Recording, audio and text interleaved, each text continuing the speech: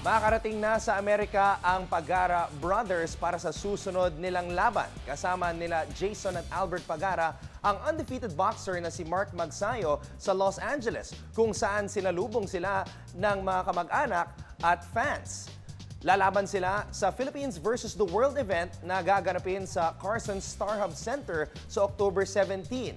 Magte-train ang tatlo sa ilalim ng Hall of Fame coach na si Freddie Roach, na trainer din ng ating boxing icon na si Manny Pacquiao. Ang main event ng Philippines versus the World ay ang laban ng longest reigning Filipino boxing champion na si Donnie Ahas Nietes. Excited naman ako kasi napunta na ako ngayon dito sa Los Angeles, California. May laban ako ngayong October 17.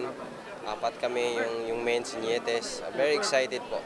Siyempre excited kasi nakapunta na sa US first time po. Sana manood yun kayo sa laban namin ngayong October 17 po sa Carson City. Sobrang saya ko kasi makasama ko ang mga magagaling na boksingero, mga magagaling na coach.